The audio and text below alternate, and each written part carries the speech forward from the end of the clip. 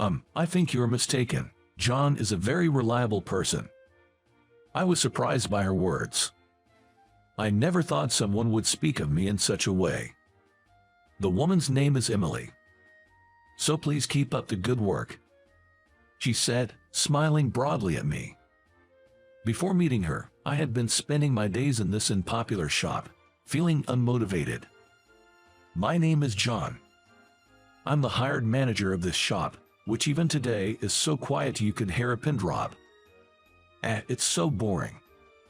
The shop I'm in charge of is a bakery chain, and it's one that's been running at a loss for years. I was assigned to this failing shop for a reason. To put it simply, it was like being exiled. Moreover, I ended up here because of my female boss's harassment. Oh, the bread isn't selling at all today, is it? I heard her irritating voice. She's Susan, the area manager of this district. She spread all sorts of bad rumors about me to HR, and that's how I ended up in this nearly bankrupt bakery. Hello, good to see you. It's always like this lately. The end of this shop might be just around the corner. She snickered. If you want, I could pull some strings and get you switched to managing another shop. For some reason, she leaned in and asked me this. As if I'd want that. It's fine. I just have to turn this shop around. Oh, do you think it's that easy? I mean, I couldn't come up with a retort to her words. Well then, good luck. She smirked condescendingly and left the shop. Don't ever come back again, I muttered to myself. Indeed, I needed some sort of secret plan to revive this failing shop. Without spending too much money, is there a way to really captivate the customers? Just as I was thinking this, Emily appeared. Excuse me, I saw a help wanted sign in front of the shop. Could you hire me? Huh? That happened while I was sweeping in front of the shop. A cute young girl approached me. She looked to be in her early 20s. She was a girl with beautiful eyes and curly hair that reached her shoulders, giving her a charming look. Her gaze was fixed on the help wanted poster at the entrance of the shop. Even though the shop was running at a loss, we were always short on staff. But it had been tough finding part-timers, so her offer was timely. Are you interested in an interview? That's great. Do you have a resume with you? No, I just saw the poster outside and thought I'd like to work here on a whim. Sorry for being so spontaneous. By the way, what did you like about this shop? It's always clean, the interior is tidy, and of course, the bread is the best part. We don't get many customers, so we have plenty of time to clean. That's why I'm always doing it. I chuckled at her words. But it gets busy around lunchtime, so I'd be happy if you could work during those hours. Oh, if you'd like. We have forms for resumes in the office. Do you want to fill one out? Really? Can I? Her face lit up. Sure, and could I take your photo with my cell phone for the ID? Yes, please. Thank you. Then, once you're done with the resume and photo, let's have the interview. Okay. Her happy response lifted my spirits too. And that's how she was hired as a part-time female employee. Little did I know that this would bring unexpected good fortune. Welcome, Emily. You're looking cute with that smile today, too. Oh, please stop it. That's not true. Emily, good job on working hard today, too. Thank you, as always. Honestly, I was amazed by the new employee Emily's work ethic. Her handmade name tag, prominently displaying the large name Emily, said always smiling, always happy, and the regular customers were already calling her Emily. It hadn't been 3 days since she learned the cash register, and she already had regulars.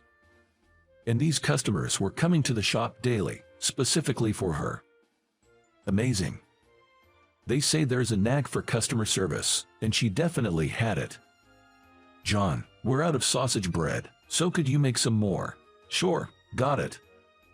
Plus, ever since she arrived, the bread sales have been doing well. Hiring just one employee had such a significant impact on sales, which was something I hadn't experienced in my years in this industry. Thinking I've hired a real golden egg, I asked the kitchen staff to bake more bread. Murray, it's been busy lately. That's right. The staff, in a good mood after hearing my instructions, started making the requested bread. John, it's less crowded now, so I'll go sweep outside. Aunt Emily, thanks, I appreciate it. Her quick wit and initiative are impressive. She always thinks ahead, understanding what needs to be done and takes action without being asked. Back when I was a student working part-time jobs, I was always the complete opposite, constantly waiting for instructions. While admiring her promise for the future, I often wondered why she was working so hard every day. Then, one day, something caught my eye. Is this okay? I became concerned looking at Emily's schedule. I knew she was a college student working to earn her living expenses, but this seemed like too much. Despite being a college student, she was working over 8 hours a day at the shop, even on weekdays. Can she even manage her college work with this schedule?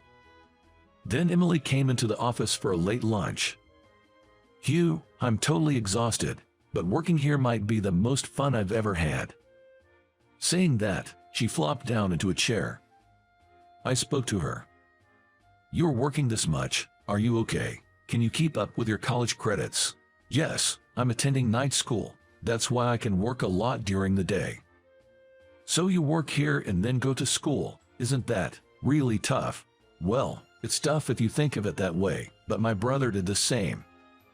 I guess that means Emily's brother also worked part-time while attending night school, just like her. Our dad isn't around, and attending a regular college was a bit tough for us, but in these times, it's hard to find a job right after high school, so our mom suggested we go to night school or correspondence school. That's why my brother and I are working during the day and going to college in the evening. I see. Wait, does that mean? Something clicked in my mind as I heard her story. Does your part-time salary here go towards? Yes, it's for my tuition and my family's living expenses. I see, that makes sense. She lives a life completely different from mine. I was impressed by Emily's words. Wow, really? That's admirable. No, it's just normal for us. She looked at me with a puzzled expression in response to my words. It was as if she was thinking, what is this person talking about? Rather, I think you have it tougher, John, managing this struggling shop and all. I'm just doing my job, can't help it. Well, I'm just working here to make ends meet. There's nothing remarkable about that. I see. Her perspective made sense to me. Surely, for her, that's just the norm. But I do praise myself sometimes for doing well, otherwise, I couldn't keep going. She smiled sadly. Looking at her, I realized that despite being younger than me, she was shouldering a lot. Then, a few days later, an incident occurred. Oh, what's with this young girl? Hey, Susan. Susan had come to the shop and started picking on Emily. Even though she's supposedly an area manager, it's really rude to call a part-time female employee a young girl. Emily, taken aback, stared at Susan. But then, she smiled and said to Susan, "Welcome, you must be Susan, the area manager. I've heard about you from John." Wow, quite the professional response. I heard you recently joined and come from a challenging home environment. No father around. Must be tough being in a single-parent household. But you know, we're kind enough to employ you, so you don't end up on the streets. Be grateful. What was that statement? I was furious at Susan's condescending words. It's one thing to belittle me, but I can't stand her insulting my employee. Susan, that's no way to talk. It's disrespectful to a part-time female employee. As I defended her, Emily looked at Susan and firmly said, "John hired me. I'm not employed by you, who don't mind using disrespectful words towards a part-time employee, even though working in customer service." Wait, Emily. John, could you please be quiet for a moment? I tried to intervene, but she turned to me with a smile. Seeing her smile, I was rendered speechless. I felt a strong sense of authority from her. Listen, it's not like John, who was demoted to this loss-making store, is the one paying you. That's not true. John is a very reliable person. Besides, I get my salary from the company, which ultimately comes from the money paid by customers. I'm not being paid by you." I was surprised by her words. I never imagined she could be so assertive, always being so cheerful. You, acting all high and mighty for a part-timer. I could easily have a word with HR and get your evaluation dropped. Susan was red with anger. Then Emily looked out the window and said, "Ah, looks like Grandpa's here." A fancy black car had pulled up outside the shop. And seeing the person who got out of the car, I was so surprised that my mouth hung open, unable to close.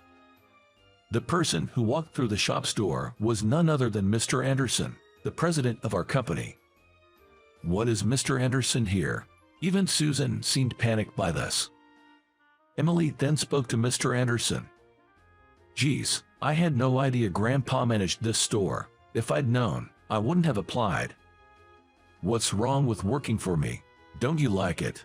"Well, Grandpa, you always come to check on me and my brother like this. It makes it hard to work." You must be John. Emily always talks about you. Thank you for taking care of my granddaughter," Mr. Anderson said. "Wait, Emily is Mr. Anderson's granddaughter." Susan was staring at Mr. Anderson, turning pale. "No way. I thought she was from a poor single-parent family." Emily spoke up, looking embarrassed. "He's my maternal grandfather. I kept my father's surname after he passed away." Then the night school story. "Well, you know, there are many people in the world who work and attend such schools. Our mother believes in not relying on our grandparents and doing things ourselves. They watch over us as we strive to do our best." "I can't believe you're Mr. Anderson's granddaughter." Susan was pale as a ghost. As Emily said, correspondence and night schools are simply institutions open for working people. It seems that Susan even harbored prejudices against such places that are frequented by those people. "So you're unhappy that my granddaughter attends night school?" "No, not at all. I think she's a commendable young lady, working hard at her job and studies for her mother." Susan forced a smile and gave a sycophantic laugh to Mr. Anderson. Seeing this, I couldn't help but burst out laughing. "What's so funny?" "Oh, nothing. Just remember this." She spat out. "You're an area manager, yet you speak to your junior colleague in such a manner." Mr. Anderson couldn't overlook Susan's inappropriate behavior as a supervisor. Her already pale face turned even paler. Mr. Anderson then said to her, "I've heard a lot about you from the employees. I wanted to see if it was true. I stopped by the store today, but it seems the rumors might be true." "No, that's a misunderstanding, Mr. Anderson. Regardless, I'll be letting HR know about an area manager who verbally abuses the manager and part-timers." "No, please." Susan slumped in defeat. Seeing this, I applauded Mr. Anderson and his granddaughter Emily from the bottom of my heart. After that, Susan was removed from her position as area manager and demoted, now tasked with managing a failing store in the countryside. She was told not to return to headquarters until she turns that store around. As for me, it's busy again today. John, keep up the good work. Since Emily joined, the shop has been bustling every day. Now, we're making enough sales to offset years of losses. It's incredible. So many customers today. It's all thanks to your hard work, John," Emily said with a smile. No, it's all because you came," I said with a smile, and she blushed shyly. "Oh, no, that's not true." Seeing her work hard every day, I realized I couldn't stay down about being transferred here and started doing promotions, flyer distribution, and posting. As usual, the customers who came to the shop were happy with Emily's smile. Today, in the lively bakery, her cheerful voice can be heard. "Welcome,